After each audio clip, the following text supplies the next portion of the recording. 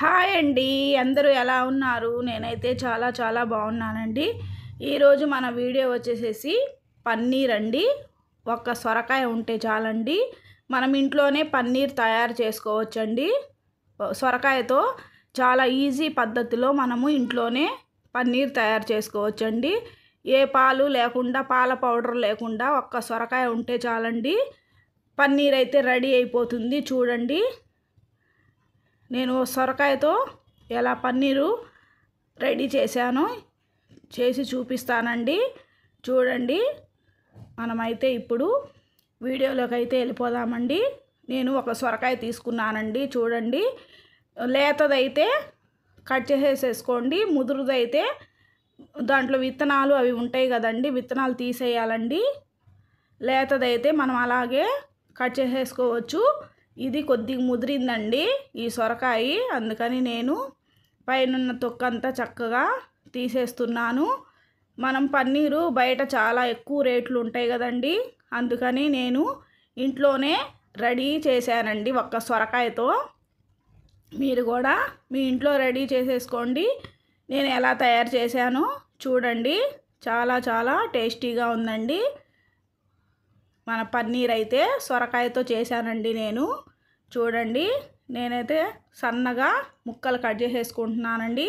దాంట్లో విత్తనాలన్నీ తీసేసానండి. తీసేసిన తర్వాత సొరకాయని చిన్న చిన్న ముక్కలుగా కట్ చేసేసుకుంటున్నాను. మీరైతే లేత తీసుకోండి. ఒకవేళ ముదురుగా తీసుకున్నట్లయితే దాంట్లో విత్తనాలన్నీ తీసేయండి. తీసేస్తేనే మనకి సొరకాయ పన్నీరు బాగా వస్తుందండి. మనము సొరకాయ ముక్కలన్నిటినీ ఒక మిక్సీ జార్లో వేసేసుకుందాము. చూడండి, ఈ విధంగా మిక్సీ జార్లో వేసేసుకోండి. వేసేసుకున్న తర్వాత మెత్తగా మిక్సీ పట్టేసుకోండి. ఈ విధంగా చూడండి, ఏమీ చిన్న చిన్న ముక్కలు అవి ఉండకూడదండి. విత్తనాలు ఉంటే తీసేసేయండి. చూడండి, ఈ విధంగా ఒక బౌల్లోకి తీసేసుకోండి. సొరకాయ పేస్ట్ చేసిన తర్వాత చూడండి, ఇలాగా ఒక బౌల్లోకి ఈ సొరకాయ పేస్ట్ అంతా వేసేయండి.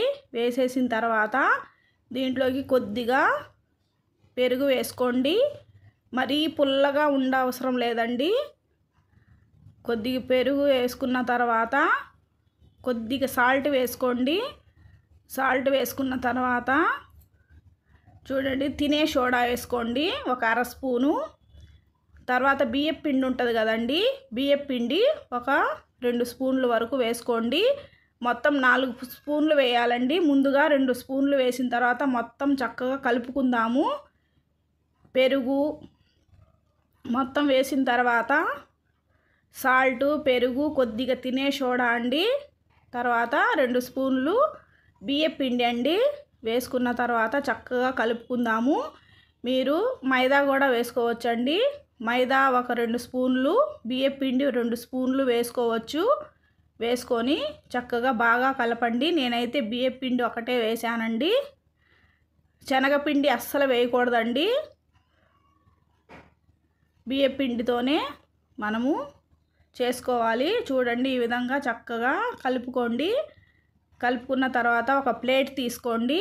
ఓ ప్లేట్కి కొద్దిగా ఆయిల్ రాయండి.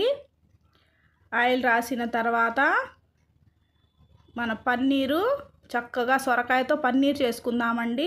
పాలకు బదులు చూడండి, ఈ విధంగా వేసేయండి.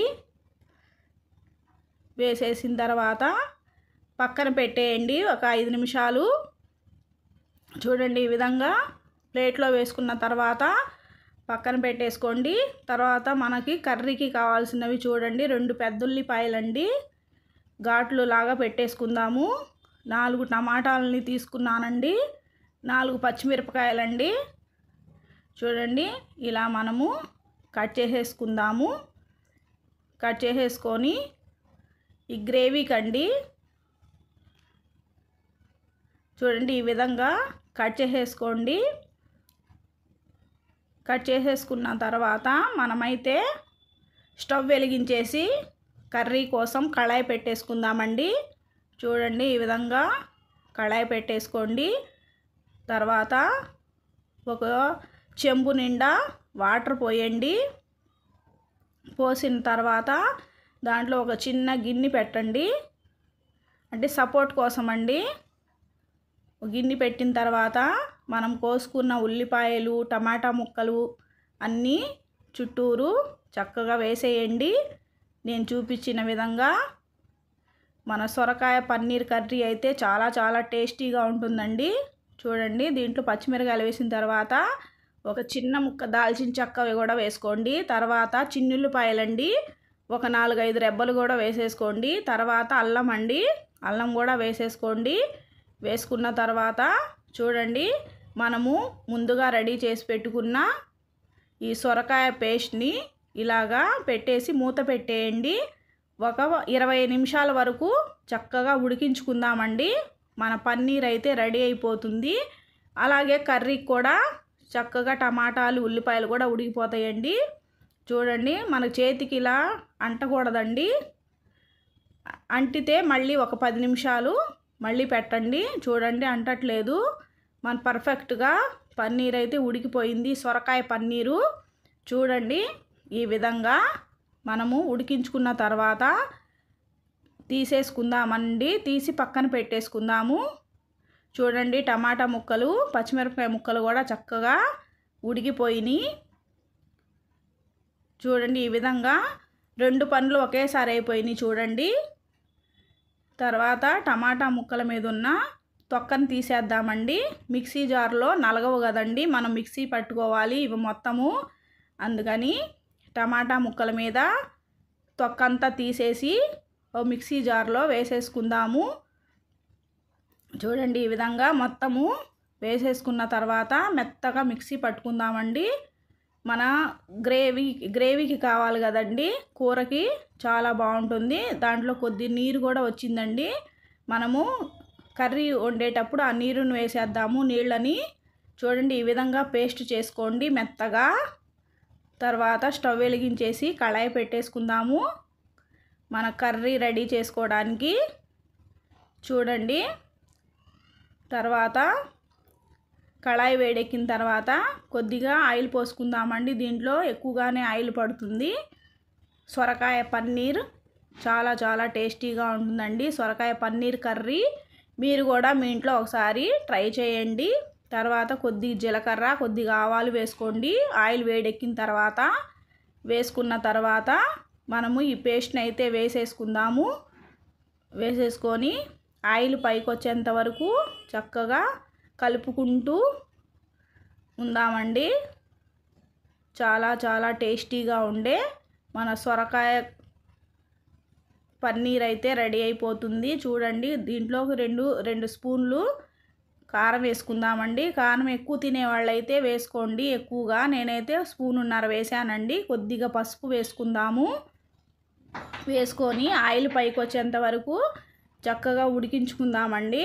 మనము ఆల్రెడీ అన్నీ ఉడకబెట్టుకున్నాం కాబట్టి పచ్చి వాసన అదేమి ఉండదండి.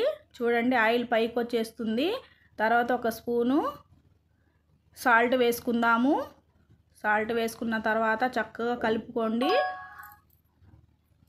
ఆయిల్ పైకి వచ్చేంత వరకు ఉడికించుకుందామండి.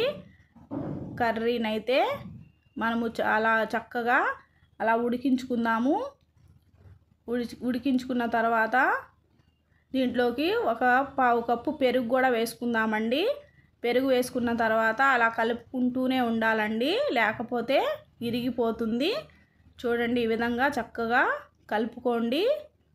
ఆయిల్ పైకి వచ్చేంత వరకు కలుపుతూనే ఉండండి, లేకపోతే పెరుగు ఇరిగిపోతుందండి, కూర కూడా పాడైపోతుంది. చూడండి, ఈ విధంగా చక్కగా కలుపుకోండి. చాలా చాలా టేస్టీగా ఉంటుందండి ఈ సొరకాయ పన్నీర్ కర్రీ. మీరు కూడా మీ ఇంట్లో ఒకసారి ట్రై చేయండి. నా వీడియోని చివరి వరకు చూడండి, స్కిప్ చేయొద్దండి. కొత్త వారైతే సబ్స్క్రైబ్ చేసుకోండి. చూడండి, కొద్దిగా వాటర్ పోసుకుందాము. పోసుకున్న తర్వాత ఒక 10-15 నిమిషాలు చక్కగా ఉడకనిద్దామండి. మూత పెట్టేసుకుందాము. మన పన్నీర్ అయితే చక్కగా రెడీ అయిపోయింది. చూడండి, ఇప్పుడు చక్కగా కట్ చేసేసుకుందామండి. కట్ చేసేసుకొని మనం ఇలా చూడండి ఈ విధంగా కట్ చేసేసుకొని పన్నీర్ ముక్కలను అయితే చక్కగా తీసేద్దాము. తీసేసి ఇలాగా రెడీ చేసేసుకుందామండి. ఈ సొరకాయ పన్నీర్ని చాలా మెత్తగా స్పాంజిలాగా వచ్చినాయండి. చాలా బాగా వచ్చింది. మనమైతే మొత్తం ఇలాగే కట్ చేసేసుకుందాము. కట్ చేసేసుకొని పక్కన పెట్టేసుకుందామండి. పెట్టేసుకున్న తర్వాత ఈ కర్రీ ఉడుకుతుంది చూడండి.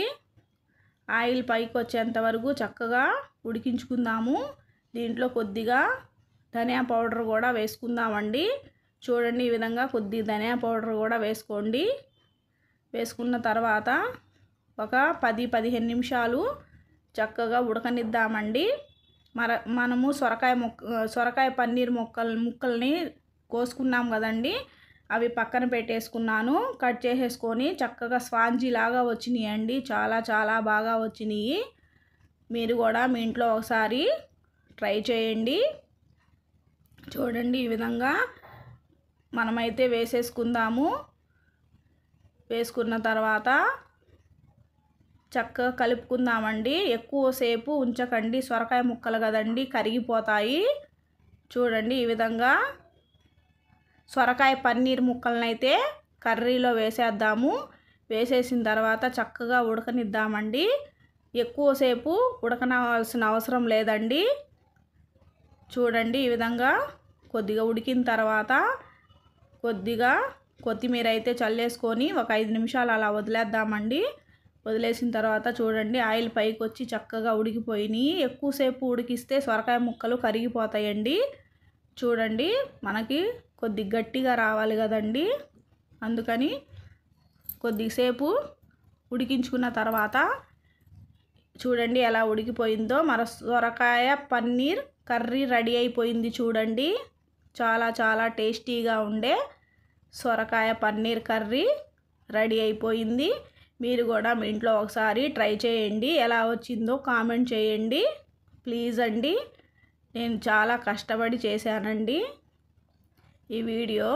చూడండి మన పన్నీర్ అయితే చక్కగా ఉడికిపోయింది. ఇప్పుడు సర్వింగ్ బౌల్లోకి తీసేసుకుందామండి. చూడండి ఇలాగా చక్కగా ఒక ప్లేట్లో ఒక బౌల్లోకి అయితే మనం తీసేసుకుందాము. చపాతీల్లోకి, పరోటాల్లోకి, పుల్కాల్లోకి చాలా టేస్టీగా ఉంటుందండి ఈ సొరకాయ పన్నీర్ కర్రీ. చాలా టేస్టీగా ఉంటుంది. ఈ వీడియో కనుక నచ్చినట్లయితే లైక్ చేయండి, షేర్ చేయండి, కామెంట్ చేయండి ప్లీజ్ ఫ్రెండ్స్.